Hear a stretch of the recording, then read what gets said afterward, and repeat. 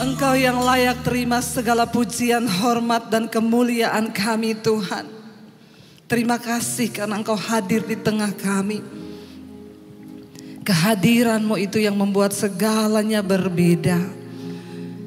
Bahkan menjadikan hidup kami berubah ketika Tuhan hadir. Kami semua rindu Tuhan. Tuntun kami lewat kebenaran firman-Mu. Berbicara bagi kami, sampaikan isi hati-Mu bagi kami. Kami adalah orang-orang yang rindu untuk dituntun oleh Tuhan. Terima kasih Bapa. Urapi hamba-Mu yang tidak ada apa-apanya, urapi setiap kami. Roh Kudus, Engkau ada di tempat ini, Engkau mengurapi setiap hati. Karena itu kalau ada amarah, kebencian, kepahitan, dosa apapun yang hari ini kami masih simpan, kenajisan, percabulan, kami mau buang itu semua di dalam nama Tuhan Yesus. Kuduskan hidup kami menjadi tanah yang layak untuk ditaburi oleh firman-Mu. Di dalam nama Tuhan Yesus kami berdoa dan kami buka hati bagi firman Tuhan. Yang percaya Tuhan di tengah kita memberkati kita, katakan bersama amin. Tepuk tangan sorak-sorai buat Tuhan yang mulia. Haleluya. Silakan duduk Bapak Ibu yang terkasih. Shalom. Bagaimana kabarnya hari ini? Luar biasa karena kita punya Tuhan yang luar biasa. Iya, terima kasih buat kesetiaan saudara untuk terus mencari Tuhan. Hari-hari ini tidak ada lain yang harus kita lakukan selain lebih giat lagi untuk mencari Tuhan. Kenapa? Karena dunia ini juga sedang berusaha untuk menyeret kita agar iman kita menjadi lemah.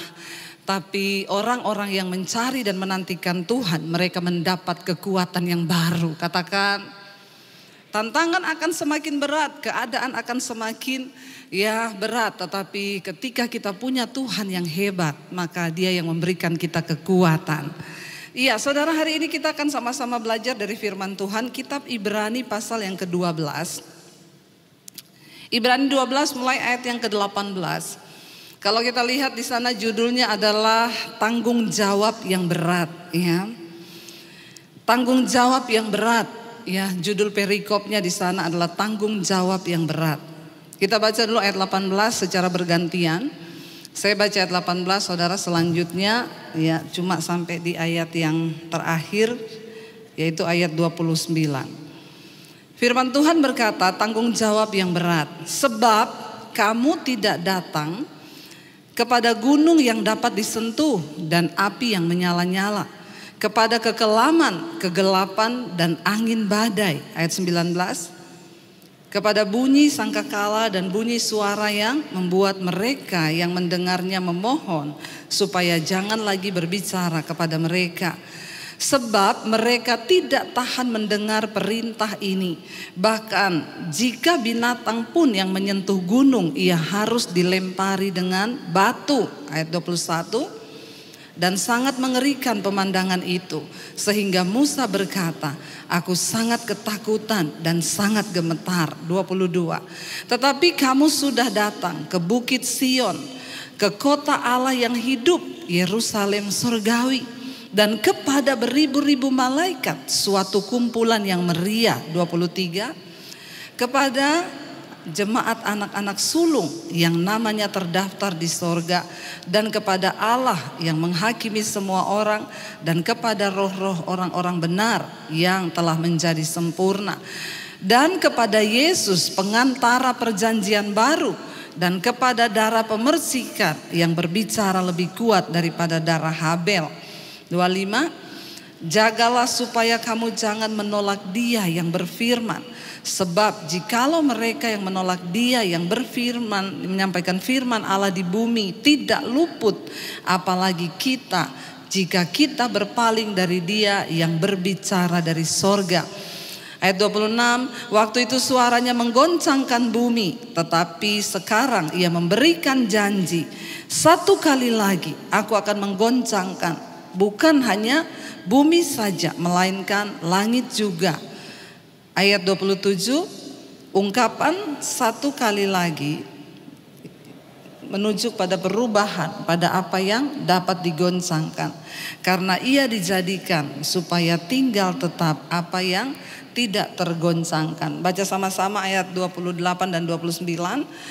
Karena itu ya, jadi karena kita menerima kerajaan yang tidak tergoncang, marilah kita mengucap syukur dan beribadah kepada Allah menurut cara yang berkenan kepadanya dengan hormat dan takut. 29, sebab Allah kita adalah api yang menghanguskan. Saudara, ayat ini dengan jelas berkata, kita ini tidak lagi datang kepada gunung yang dapat disentuh dan kepada api yang menyala, ya, kepada kekelaman, kegelapan angin. Bahkan kita ini tidak datang kepada bunyi sangkakala dan bunyi suara yang membuat mereka yang mendengarnya memohon supaya jangan lagi berbicara kepada mereka. Sebab mereka tidak tahan mendengar perintah ini. Bahkan jika binatang pun yang menyentuh gunung, ia harus dilempari dengan batu. Dan sangat mengerikan pemandangan itu sehingga Musa berkata, aku sangat ketakutan dan sangat gemetar. Kita tahu sejarahnya ketika Musa disuruh oleh Tuhan membawa bangsa Israel keluar dari perbudakan di Mesir. Kita semua sudah belajar. Awal mula dari Israel itu adalah Yakub, Abraham, Ishak dan Yakub. Ya, lalu Yakub memiliki anak yang disebut 12 suku Israel. Kemudian ketika satu orang anaknya dibuang, yaitu Yusuf, terjadi kelaparan di tanah Kanaan. Yusuf berada di Mesir karena dibuang oleh saudara-saudaranya. Lalu akhirnya Yusuf membawa semua keluarganya datang ke Mesir. Dia menolong mereka. Di Mesir, Israel dari 12 suku berkembang biak menjadi bangsa yang besar. Bahkan mereka diberkati Tuhan. Orang Mesir pun iri hati. Lalu akhirnya mereka disuruh kerja paksa, diperbudak, diperhamba. Di tengah keadaan yang tidak enak itu, Tuhan mengutus Musa untuk membawa bangsa ini keluar. Karena Tuhan mendengar teriakan mereka ketika mereka berseru. Lalu mereka dibawa, saudara, penuh dengan sungut-sungut. Bangsa ini memberontak, mereka berdosa. Akhirnya Tuhan pun menyatakan diri lewat berbagai-bagai cara kepada bangsa ini. Ya, lewat api Tuhan menyatakan diri, lewat gemuruh, lewat semak yang menyala, lewat suara yang menggelegar, ya, lewat sangkakala. Tetapi ketika Tuhan menyatakan diri dalam bentuk-bentuk yang menakutkan ini, bangsa ini menjadi sangat ketakutan. Mereka memilih biar aja Musa yang pergi karena kami takut. Bukan cuma mereka yang takut, Musa pun ketakutan.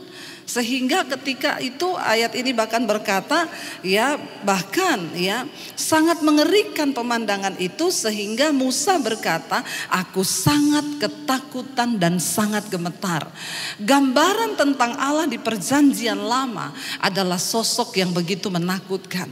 Ketika dia hadir dalam kekudusan, tidak ada orang boleh mendekat. Bahkan semua yang tidak kudus mati disambar di hadapannya. Tetapi di zaman perjanjian baru, ketika Tuhan akhirnya memperbarui, dia datang dalam rupa manusia yaitu Yesus. Dia datang membawa kasih karunia. Kita tidak lagi datang kepada api yang menghanguskan. Kita tidak lagi datang kepada gemuruh yang bisa membunuh kita kapanpun. Tetapi kita datang, di sini dikatakan, saudara, kamu sudah datang ke Bukit Sion, kota Allah yang hidup, Yerusalem sorgawi, dan kepada beribu-ribu malaikat, suatu kumpulan yang meriah, dan kepada jemaat anak-anak sulung yang namanya terdaftar di sorga, dan kepada Allah yang menghakimi semua orang, kepada roh-roh orang benar yang telah menjadi sempurna, dan kepada Yesus, pengantara perjanjian baru, dan kepada darah pemercikan yang berbicara lebih kuat daripada darah Habel. Hari ini kita beribadah, kita datang di dalam nama Yesus, bukan lagi kepada api yang menyala yang membuat orang Israel menjadi takut. Hari ini kita semua bisa melayani Tuhan, tetapi ingat, bukan berarti karena Kristus datang membawa kasih karunia sehingga kita juga bebas hidup semau-maunya kita. Kalau kita membaca di sana dikatakan tanggung jawab yang berat. Justru karena Tuhan datang membawa kasih karunia, kita harus sungguh-sungguh menghormati itu. Ada sebuah tanggung jawab yang berat yang Tuhan berikan kepada kita untuk kita hidup di dunia ini. Kalau zaman dulu saudara, orang itu habis bersinah dia nggak berani melayani. Ya, mereka nggak berani. Kenapa? Bisa mati langsung terbakar dalam kekudusan Tuhan. Kalau sekarang orang habis bersinah, dia homoseksual, dia mau ngapain, dia bisa naik turun mimbar. Ya, kenapa? Karena Allah bukan lagi api yang menghanguskan. Kita ada di zaman kasih karunia. Tetapi jangan lupa ada sebuah tanggung jawab yang berat yang sudah Tuhan berikan kepada kita. Kristus telah mati bagi kita. Karena itu mari kita menghormati kasih karunia Allah. Ya, bahkan ada banyak bapak-bapak yang berselingkuh datang saudara. Dan dia bilang sama istrinya, buktinya saya berselingkuh, usaha saya tetap diberkati. Buktinya saya aman-aman aja tuh, Tuhan tidak menghukum saya nggak mati kecelakaan, saya nggak begini-begini. Memang saudara, bahkan kita melihat orang-orang yang hidup di dalam dosa hari-hari ini seolah-olah aman hidup mereka, seolah-olah nyaman hidup mereka. Tapi hati-hati, firman Tuhan berkata, jangan bermain-main dengan kasih karunia. Ada sebuah tanggung jawab yang berat yang Tuhan berikan kepada kita. Di sini dikatakan saudara, ya, ayat 25, jagalah supaya kamu jangan menolak Dia yang berfirman. Sebab jikalau mereka yang menolak Dia yang berfirman, menyampaikan firman Allah di bumi, tidak luput apalagi jika kita berpaling dari Dia yang berbicara dari sorga. Kita gak langsung dihukum sekarang, kita gak langsung mati sekarang. Kita hidup dalam dosa, kita jatuh bangun, rasanya kita aman saudara. Tapi firman ini berkata, jagalah jangan sampai engkau menolak ya Dia yang menyampaikan firman, Dia yang berfirman. Sebab jikalau mereka yang menolak Dia yang menyampaikan firman Allah di bumi, ya tidak luput dari penghukuman, apalagi kita berpaling dari Allah Bapa yang ada di sorga. Hari ini kita semua mendengarkan firman Tuhan, tapi banyak orang yang hanya mendengar dan mereka tidak mau melakukan. Itu artinya engkau menolak firman Tuhan. Bagaimana respon kita ketika kita mendengarkan firman Tuhan? Itu yang Tuhan lihat. Jangan sampai kita menolak firman Tuhan saudara. Ketika engkau mendengarkan firman, ketika engkau membaca firman, mari kita sungguh-sungguh mau berusaha untuk melakukan. Mari kita sungguh-sungguh untuk berusaha berkata, yes Tuhan, aku mau melakukan firman ini. Karena goal dari seorang Kristen itu adalah bukan ketika engkau rajin masuk gereja, bukan ketika engkau melayani di atas mimbar, bukan itu goal dari kekristenan. Apa goal dari kekristenan? Waktu hidupmu berubah karena engkau melakukan firman. Kita melompat-lompat juga nyanyi di gereja, kalau hidupmu gak berubah percuma saudara. Kalau kita lihat Ibrani pasal yang ke-12 ayat yang pertama, firman Tuhan berkata begini di sana. Ibrani 12 ayat yang ke-1. Di sana firman Tuhan berkata demikian. Ibrani 12 ayat 1. Karena kita mempunyai banyak saksi, bagaikan awan yang mengelilingi kita, marilah kita menanggalkan semua beban dan dosa yang begitu merintangi kita, dan berlomba dengan tekun dalam perlombaan yang diwajibkan bagi kita. Ayat ini berkata, di sekeliling kita ini kita memiliki banyak saksi, bagaikan awan saksi hidup kita. Mungkin saudara bertanya, siapa saksi kita Bu? Yang pertama, mata Tuhan. Karena Alkitab berkata, mata Tuhan menjelajah ke seluruh bumi, melihat orang baik dan orang jahat, untuk memberikan kepada mereka hukuman atau imbalan yang setimpal dengan perbuatan mereka. Belum sekarang ya, kita masih dicatat semua pelanggaran kita. Yang pertama, saksi kita adalah mata Tuhan. Yang kedua, saksi kita siapa? Yang kelihatan lah manusia. Kita memiliki saksi, yaitu manusia. Di dalam rumah, istri saksimu itu suami. Ya, suami saksimu itu istri, anak-anak. Keluar dari rumah ada tetangga yang menjadi saksi kita. Di gereja ada jemaat yang menjadi saksi kita. Kita semua saling bersaksi tentang hidup kita masing-masing. Makanya ada yang bilang, itu ya Bu, bolak-balik rajin ke gereja, tapi kelakuannya suka nipu, suka nyolong. Nah, ini karena ada saksi.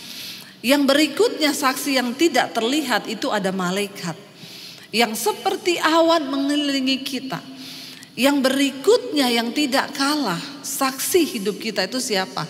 Setan. Setan bisa lihat kita walaupun kita tidak bisa lihat setan.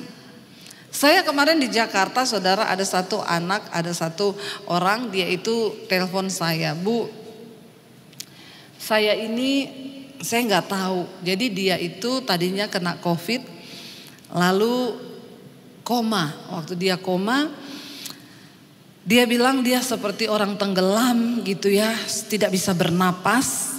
Lalu dia mendengar ada suara yang berkata, ada sosok laki-laki yang muncul dan seluruh tubuhnya itu bersinar.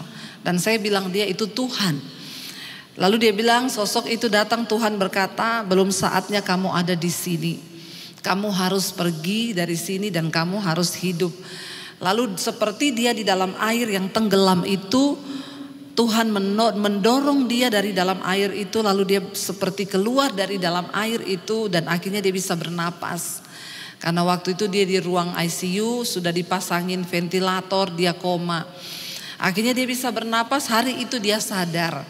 Ketika dia sadar, saudara, dia keluar rumah sakit, dia telepon saya. Bu, saya sekarang kok aneh ya, kenapa?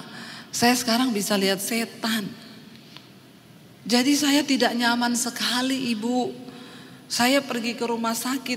Dia bilang itu kayak pasar isinya setan tok. Mulai dari setan anak-anak sampai setan yang perempuan gendong bayi. Ada tangan yang berjalan, ada kepala tanpa badan. Aduh, saya benar-benar terganggu, Ibu. Saya tidak mau melihat-lihat yang seperti itu. Saya bilang, ya iya nanti coba ya kalau kita ada waktu kita ketemu. Karena dia tinggal di luar kota, nanti kita berdoa. Minta Tuhan tutup itu. Ya, tapi dia bilang, tapi saya bisa lihat Bu. Kalau ada orang dia punya ilmu, ilmunya itu mengikuti dia. Dia itu digendong oleh satu makhluk, saya bisa lihat. Saya bilang sebenarnya sih kalau kamu berani ya pakai aja itu untuk pelayanan, doa pelepasan. Karena dia bisa lihat ada satu pria jalan, dia bilang ya itu di kakinya itu diganduli sama makhluk yang separuh badannya wanita tapi separuhnya itu berbentuk kodok. Ya, jadi saya bilang ya kalau kodok itu bicara tentang roh persinahan. Dia bisa melihat ini orang terang, ini orang gelap, ini abu-abu, dia bisa lihat. Saya bilang kalau kamu nyaman sebenarnya kamu bisa langsung datangi orangnya dan bilang ya bertobat. Lalu akhirnya dia doakan orang yang diganduli makhluk itu. Dia bilang saya berdoa Bu buat dia. Saya doakan dalam nama Yesus. Tadinya makhluk itu gak mau pergi, tapi saya usir dalam nama Yesus. Sebenarnya bagus juga ya kalau ada yang begini. Nanti biar kita ajak datang sini dia bisa lihat mana-mana yang diganduli setan-setan. Siapa yang diganduli kodok, ada yang diganduli kelelawar, biar bisa tahu ya. Terutama ibu-ibu, bawa suamimu ya biar dia bisa lihat. Pasti suami-suami langsung takut itu. Ya, sebenarnya saudara, nah di alam roh itu begitu. Dia tanya kepada saya, Bu, memang benar ya ada ya dunia roh-roh begitu? Saya bilang ada, Alkitab pun bilang ada. Kenapa Alkitab mengingatkan kita bahwa ada setan, ada roh-roh jahat di udara? Dia bilang, saya pergi ke Curug ya, air terjun dengan suami saya, tapi itu setannya beda Bu, di bawah pohon, bentuknya makhluk, tapi ada tanduk gitu di kepalanya. Kalau itu beda lagi, itu namanya roh teritorial, penguasa setempat. Ada yang begitu. Mereka bisa menyerang manusia, bisa yang buka celah. Ya, tetapi setan-setan yang mengikuti itu kalau orang hidup dalam kenajisan, ada yang ikuti saudara. Nggak usah gini-gini. Ya. Saudara yang suka selingkuh itu ada yang ikutin. Ya, makanya engkau sering sakit kepala, puyeng, pusing, ya. Karena memang ada setan. Bahkan sekarang banyak perselingkuhan itu, banyak wanita-wanita pelakor di luar sana pakai ilmu. Mereka datang ke dukun, minta supaya kalau ada bapak-bapak kaya yang lihat bisa tertarik kepada dia. Makanya bapak-bapak harus banyak berdoa. Ya. Amin bapak-bapak. Ada orang di sini? Bapak-bapak ada amin? Yang kenceng amin ya. Ya, banyak berdoa. Kenapa? Karena di luar sana setan pun bekerja luar biasa. Karena setan tahu waktunya sudah sangat singkat. Saya melayani banyak saudara. Bahkan tidak sedikit yang berujung pada bunuh diri. Dosa demi dosa itu mendatangkan maut. Ya, tetapi ayat ini berkata, karena kita memiliki banyak saksi. Saya bilang kepada orang itu, di dunia nyatanya alam roh, ya memang seperti itu. Ngeri nggak saudara? Dia bilang di mana-mana tuh setan. Iya bu, benar, di mana-mana tuh setan bu. Ya memang sebenarnya di dalam dunia roh seperti itu, tapi kan kita nggak lihat. Saudara kan nggak lihat. Di mana, makanya kenapa kita nih kalau pergi ke hutan, pergi kemana perlu berdoa. Ya memang ada roh-roh penunggu, ada roh-roh teritorial. Tapi itu ya setan-setan yang mengikuti itu ada saudara. Bahkan yang dia bilang banyak bu yang diganduli bu. Saya lihat orang tuh jalan diganduli di tangannya, di kaki. Ada yang di punggungnya nempel. Makanya hati-hati saudara. Jangan engkau pikir engkau bikin dosa itu biasa. Ya, itu ada roh yang menunggangi hidupmu. Yang tiap hari marah-marah, nah itu ada setan itu menunggangi. Nggak usah angkat tangan. Bertobat saja. Ya, ada saudara. Tapi akhirnya dia bilang, saya tidak mau seperti ini bu. Bisakah ibu mendoakan saya? Akhirnya beberapa waktu lalu saya mendoakan dia. Dan beberapa hari yang lalu saya tanya, gimana masih lihat-lihat nggak? Puji Tuhan bu, udah tidak. Lega saya bu. Karena kadang kaget, dia bilang lagi diam-diam muncul ting. Dia bilang saya tidak takut bu. Karena saya percaya roh saya lebih besar. Cuma kaget-kaget aja. Tiba-tiba anak kecil muncul. Tiba-tiba kepala tanpa badan muncul. Jadi tidak enak mengganggu. Tapi akhirnya kita berdoa, puji Tuhan Roh Kudus akhirnya kembali ya menutupi matanya. Dan akhirnya dia sekarang sudah terbebas, gak bisa lihat-lihat lagi. Tapi ayat ini berkata di sekeliling kita tuh banyak saksi. Jadi saudara di gereja mau nyanyi, mau angkat tangan, tapi ketika engkau di luar sana berbuat dosa, setan lihat hidupmu. Setan bilang tuh kalau hari Minggu, ya pelayanan di gereja, nyanyi, padahal di belakang. Tapi kita orang nggak tahu, tapi setan tahu. Makanya ayat ini bilang, karena kita mempunyai banyak saksi, bagaikan awan yang mengelilingi kita, marilah kita menanggalkan semua beban dan dosa yang begitu merintangi kita dan berlomba dengan tekun dalam perlombaan yang diwajibkan bagi kita. Kita semua ada di dalam gelanggang pertandingan. Tetapi ada hal-hal yang akan menghalangi kita bertanding dengan tekun sampai pada garis akhir itu apa? Beban dan dosa. Kita ini sudah datang kepada gunung kudusnya Tuhan. Kita sudah datang di kota kudusnya Allah. Yerusalem, Sion, kota kudus Allah. Kita sudah datang kepada darah pemercikan perjanjian baru yaitu darah Yesus. Tetapi ingat saudara, jagalah kata firman Tuhan. Jagalah, memang kita sudah tidak datang pada api yang langsung membunuh kita ketika kita berdosa. Tapi justru karena itu, jaga baik-baik. Jangan sampai ada di antara kamu, firman ini berkata, yang menolak dia yang berfirman. Waktu engkau mendengarkan firman, tangkap firman Tuhan. Karena goal dari kekristenan kita adalah ketika kita menjadi pelaku-pelaku firman. Bukan hanya pendengar saja. Engkau mendengarkan firman, engkau pulang hidupmu berubah. Setan takut dengan kita. Kenapa? Karena ada perubahan. Ya, ada hidup yang diubahkan, ada kekudusan Tuhan. Kita menyembah Allah yang kudus, karena itu kita juga harus kudus. Jangan sampai kita menyembah Tuhan yang kudus, tapi hidup kita dipermainkan sama setan. Saya takutnya nanti kalau dilihat bukan cuma diganduli di kaki, di tangan, di kepala, semua ada setannya. Nah, ini kan bahaya saudara. Kita berdoa supaya Tuhan memberikan kita kuasa dan niat dari hati. Aku mau menjadi pelaku firman Tuhan. Bukan hanya pendengar. Saya mau menjadi pelaku firman. Dikatakan di sana ya, jaga supaya kita ini jangan menolak Dia Tuhan yang sudah berfirman. Apalagi jika kita berpaling dari Allah yang berfirman, berbicara dari sorga bagi kita. Rasanya sepele kalau orang itu tidak melakukan firman, bagi kita itu sepele. Tetapi di hadapan Tuhan itu sama dengan engkau menolak Tuhan. Firman Tuhan berkata orang yang hanya mendengarkan firman dan tidak melakukan, dia itu seumpama seorang yang mengamat-amati mukanya di depan kaca, lalu dia pergi dan dia lupa bagaimana wajahnya. Orang yang seperti ini itu bukan cuma menipu orang lain, tapi dia menipu dirinya sendiri. Bagaimana mungkin seseorang bisa menipu diri? Enggak mungkin kita bisa tipu diri kita. Diri kita lah yang paling tahu. Jadi dengan kata lain, kalau orang menipu dirinya sendiri, itu kebangetan di atasnya kebangetan. Saudara, mari kita sadari bahwa ada banyak saksi di sekeliling kita hari-hari ini. Mari di waktu-waktu yang mendekat, di waktu-waktu di hari-hari Tuhan yang mendekat, kita ini semakin giat. Kita sudah melampaui masa-masa sulit di mana goncangan demi goncangan terjadi. Masa pandemi 2 tahun itu adalah goncangan yang cukup berat bagi kita. Kematian di depan mata.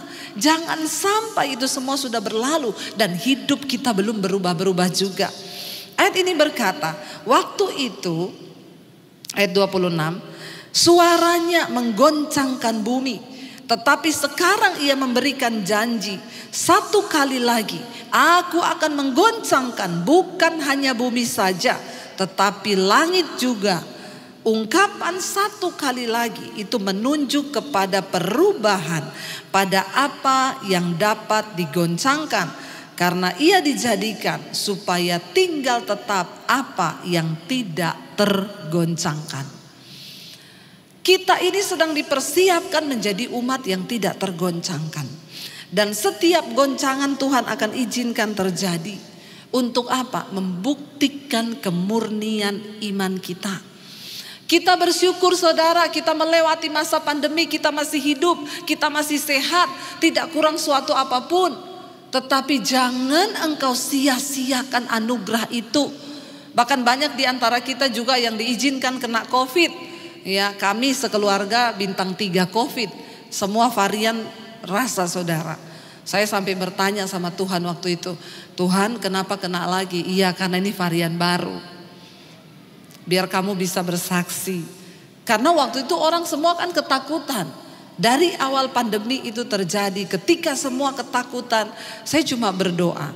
Kalau Tuhan mau izinkan saya rasa untuk bisa bersaksi kepada jemaat, enggak apa-apa Tuhan, saya siap.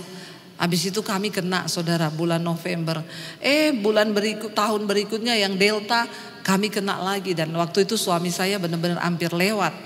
Ya, saya bertanya, Tuhan kenapa ini kena lagi? Karena ini varian baru. Supaya kamu bisa bersaksi. Dan ternyata memang kesaksian kita waktu kita sakit itu tidak ada obat, tidak ada rumah sakit. Kami mengangkat perjamuan kudus, darah Yesus, dan kami disembuhkan. Ya, malam itu saya sudah sesak napas. Ya, iblis datang mengintimidasi. Pendeta banyak yang mati. Sebentar lagi kamu sesak napas, udah gak bisa napas, dibawa ke rumah sakit. Nanti kamu pasang ventilator, malamnya mati. Saya cuma berkata, kalau belum waktunya saya mati, tidak ada yang bisa mencabut nyawa saya termasuk COVID. Tidak bisa. Karena mati hidupku bukan di tangan COVID, tapi di tangan Tuhan. Amin. Dan kalau belum waktunya saya mati, maka saya tidak akan mati. Tapi kalau sudah waktunya saya mati, maka saya Tuhan menyerahkan nyawa saya ke dalam tangan-Mu. Tapi akhirnya kami sembuh. Malam itu ketika saya habis perjamuan, saya muntah saudara, dan itu riak semua keluar. Besoknya saya sembuh. Dan ternyata banyak jemaat Mesbah Doa yang melakukan hal yang sama ketika saya bersaksi, dan mereka disembuhkan. Ya, kita punya Tuhan yang pegang kendali. Kita melewati masa goncangan yang berat, dan Tuhan bilang satu kali lagi Dia akan menggoncang bukan hanya bumi saja, tapi langit juga. Dulu banyak orang yang berkata, para peneliti itu bilang, ya ini bumi diprediksi akan hancur. Jadi para orang pintar mulai mencari tempat tinggal baru, salah satunya di bulan. Diselidiki, bulan bisa hidup enggak? Oh bisa, ada nitrogennya. Akhirnya mereka mulai nanam, tomat bisa berbuah di bulan. Lalu mereka itu mencoba mengembangkan kehidupan di sana. Kenapa saudara? Tujuannya adalah supaya kalau bumi ini hancur, ya rame-rame manusia bisa pindah ke bulan, cari planet baru. Ya, dan akhirnya dicarilah pasangan-pasangan muda waktu itu yang mau untuk dikirim ke bulan. Pasangan muda ya, tapi syaratnya cuma tiket berangkat, tidak ada tiket pulang. Kalau mau daftar silahkan. Ya, dengan tujuan mereka mau mencoba manusia itu bisa hidup nggak di sana. Ya, karena mereka bilang kalau bumi ini hancur, ya kan bulan tidak hancur. Padahal firman Tuhan bilang semua akan hancur secara demikian. Tata surya, semua planet-planet itu akan hancur. Saya juga bingung kalau akhirnya benar manusia bisa hidup di bulan, tinggal di sana. Ya, nanti doa Bapa kami dirubah ya. Datanglah kerajaanmu di bulan seperti di surga. Bukan di bumi. Tapi saudara, ya ternyata manusia tidak cukup pinter. Ya, mereka mencari kehidupan yang lain. Akan digoncang bukan hanya bumi tetapi langit juga, kata firman Tuhan. Berarti semua yang ada di langit juga tergoncang. Nah, ini dilakukan Tuhan supaya apa? Tertinggal satu umat yang tidak tergoncangkan. Nah, firman ini berkata, kalau kita lihat ayat yang ke-28, baca sama-sama.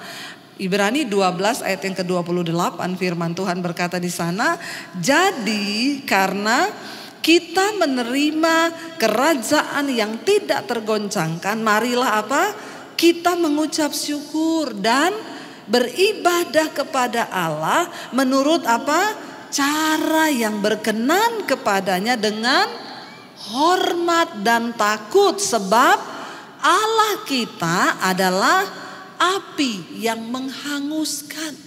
Memang Dia tidak menghanguskan sekarang, tapi satu saat nanti kita semua akan berdiri di hadapan tahta pengadilan Kristus untuk memberikan pertanggungan jawab atas hidup kita di bumi ini. Karena itu kita sekarang, puji Tuhan, haleluya, 12 kali dikatakan memang dunia ini akan digoncang. Tetapi saudara dan saya, kita menerima satu kerajaan yang tidak tergoncangkan, yaitu kerajaan Allah di dalam nama Tuhan Yesus. Karena dari itu, mari kita mengucap syukur kepada Tuhan dan beribadah kepada Allah kita menurut cara yang berkenan kepadanya dengan hormat dan takut. Apa itu ibadah yang sejati? Persembahkanlah tubuhmu sebagai persembahan yang hidup, yang kudus, yang berkenan kepada Allah. Itu ibadahmu yang sejati.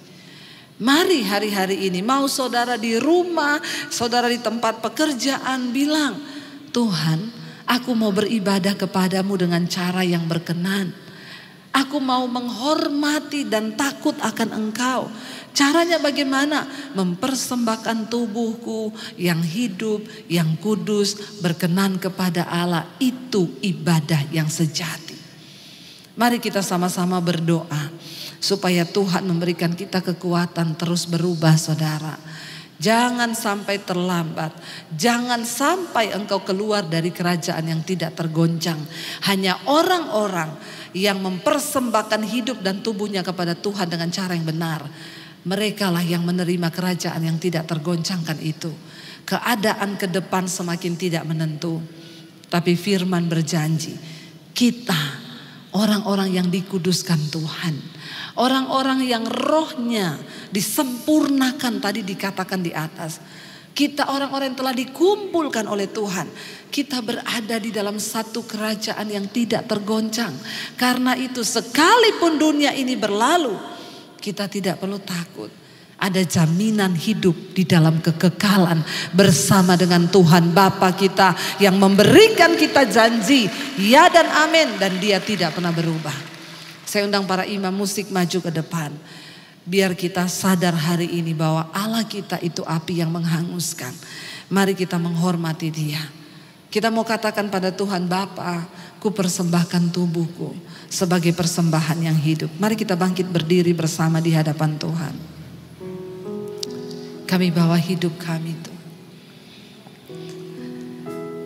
Terima kasih Yesus. Terima kasih Tuhan. Katakan saudara.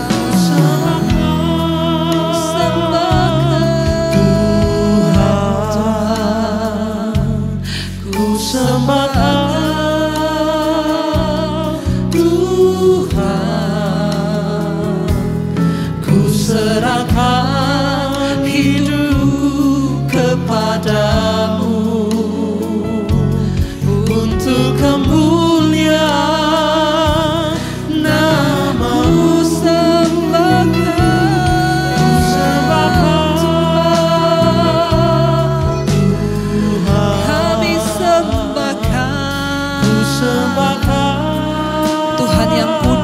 Tuhan yang hidup, Dia yang ada hari ini saudara di tengah saudara dan saya.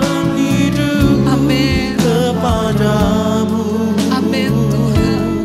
Untuk kemuliaan lebih lagi nama-Mu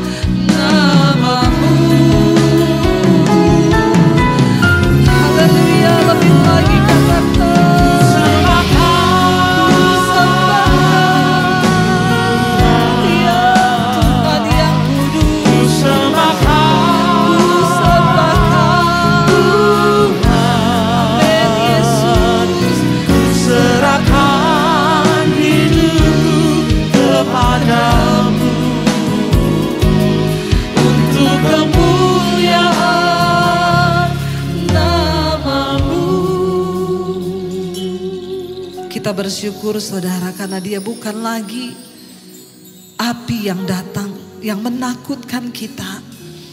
Kita bersyukur kasih karunia Kristus datang dalam hidup kita sehingga kita boleh diterima menjadi kumpulan orang-orang yang dibenarkan. Tapi ingat, ini sebuah tanggung jawab yang berat. Jangan sampai kita menolak firman Tuhan.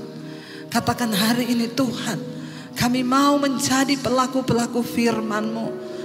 Kami mengucap syukur diterima menjadi anak-anak Allah. Sebagai suami-suami kami mau hidup berkenan. Sebagai istri kami mau hidup berkenan. Kami persembahkan tubuh kami Tuhan, sebagai persembahan yang hidup, kudus dan berkenan kepada Bapa. Kalau ada di antara kami yang masih ada dalam dosa hari ini, datang kepada Tuhan, akui dosamu saudara. Sebab Dia Tuhan yang menerima setiap kita yang mau datang mengaku dosa. Berbahagialah orang yang mengakui dosanya dan diampuni. Kasih karunia-Nya begitu besar bagi kita. Hari ini biar kita mau bilang, Tuhan, kami mau buang segala amarah, segala kebencian, kepahitan, kenajisan, percabulan, apapun yang tidak berkenan. Mari introspeksi diri di hadapan Tuhan saudara. Dan biar nama Tuhan saja dipermuliakan lewat hidup kita.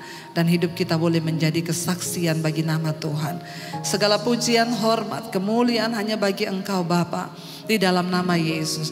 Yang diberkati firman Tuhan katakan bersama. Amin. Silakan duduk kembali Bapak Ibu Saudaraku.